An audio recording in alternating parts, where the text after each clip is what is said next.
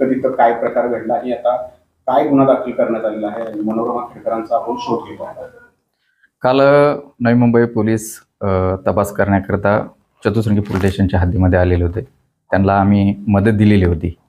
ते मदत घेऊन मनोरमा खेडकर यांच्या बंगल्यामध्ये ते गेलेले होते, परंतु त्या ठिकाणी त्यांना कुठल्याही प्रकारचं सहकार्य केलेलं नाही, गेट उघडलेलं नाही. तसेच त्यांच्या अंगावर कुत्रे वगैरे असं घालून त्यांना भीती घालण्याचा प्रयत्न त्यांनी केलेला आहे. आणि त्यानंतर जे गाडी होती ती गाडीही पळवून लावण्याचा त्यांनी पळवून लावलेली आहे. त्यामुळं नवी मुंबई पोलिसांचे जे अधिकारी होते त्यांनी चतुश्रृंगी पोलीस स्टेशनला गुन्हा दाखल केलेला आहे आणि त्यांच्या तक्रारीवरून आपण चतुश्रृंगी पोलीस स्टेशनला BNS 221, 238 आणि 263 प्रमाणे गुन्हा दाखल केलेला आहे. मनोरमा खेडकर असतील किंवा दिलीप खेडकर यांचा काही बंगल्यात जाऊन शोध घेतलेला आहे का किंवा आपण जाऊन तिथं शोध घेणार आहोत? रात्री गुन्हा दाखल झालेला आहे.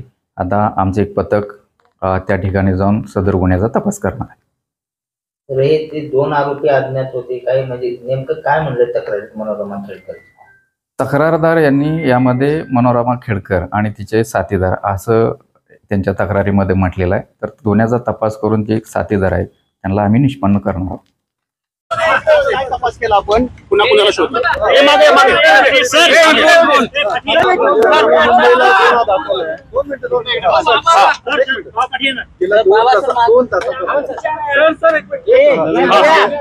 मुंबईची टीम आहे. आम्ही कालपासून इथे आरोपीचा शोध घेत आहोत.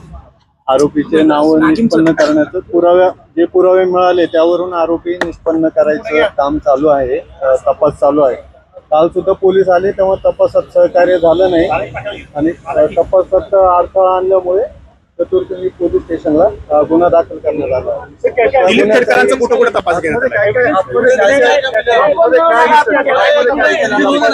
तपास चालू आहे.